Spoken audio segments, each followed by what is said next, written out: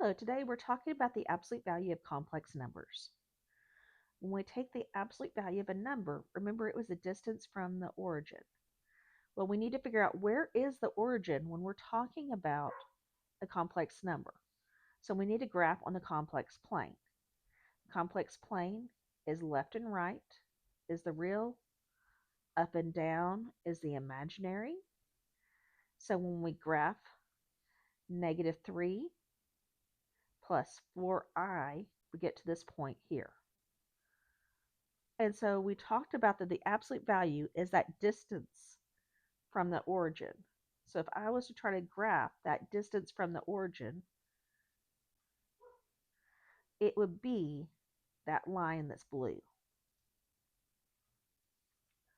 And so that spot is the -3 plus 4i, the absolute value of it.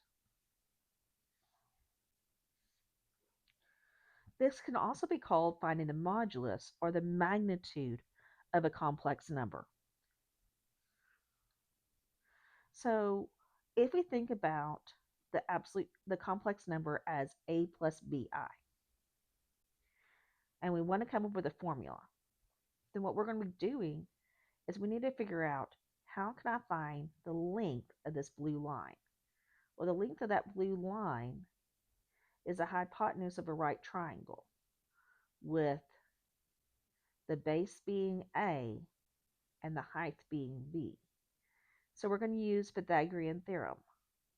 So the absolute value of z, which is just a name for that complex number, is equal to the square root of a squared plus b squared. So the formula for the absolute value of the complex number is the square root of a squared plus b squared. So let's find the absolute value at 3 plus 4i. That's going to be our first example. And so when we look here, our a, our distance to the left in this case, was a -3. Our b, our distance up, was 4. So when we plug it into the formula at -3 squared plus 4 squared, we end up with the square root of 9 plus 16, which is a square root of 25, which is 5. Absolute values are always going to be a positive number, just like we had before.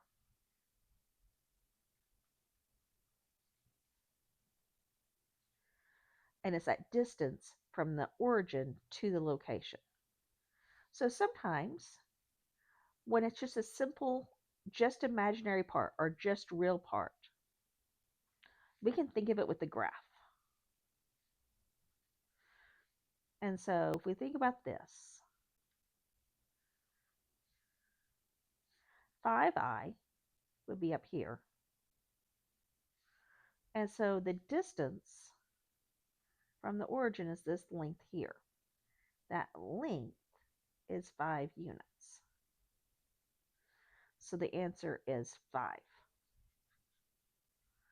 You can do this with the formula, but if you just visualize how it looks, and remember it always has to be positive, you can usually do these without the formula. And so let's look at it for just a real number. We've done these before. So 9 units away from the 9 positive is 9 units away. So the answer is 9.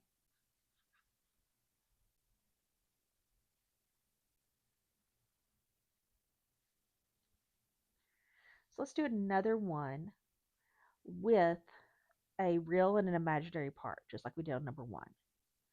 So a is equal to 6, b is equal to -3.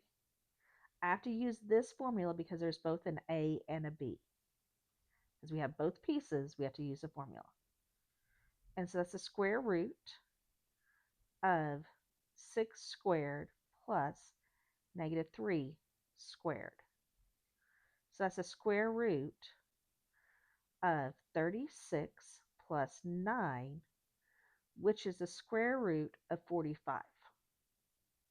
So it says we need to simplify it to where we have the answer with no decimals and simplify all radicals. That means that we need to take and think about what lives inside the square root of 45. So what are some of the factors? And so we're going to use our perfect squares list: 4, 9, 16, 25, etc. and see which of these are a factor. So 4 is not a factor, but 9 is. The square root of 9 times the square root of 5 is the square root of 45. Can 5 factor any further? No. So we have 3 on the square root of 5.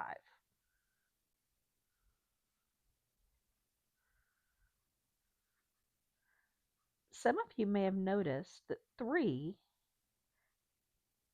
is a factor of that. You could factor it out at both of those. And that goes here. And so there is a shortcut if you don't like using this method. You just have to be able to recognize your factors. So what is a factor? Is there a factor of both 14 and 7? So they have a common factor of 7. So that 7 gets written down, and then I factor it out. So negative 14 divided by 7 is negative 2. Negative 7i divided by 7 is negative I. And now we go to our A, which is negative 2, and our B, which is negative 1. And so that 7 just gets written down. And I take this 7 times the square root of negative 2 squared plus negative 1 squared. So that makes it 7 times the square root. 2 squared is 4 plus negative 1 squared is 1. So 7 times the square root of 5 is the absolute value of negative 14 plus minus 7i. Let's do one more of these. And then I'm going to have you do 2 on your own. So when I look here, there is no common factor.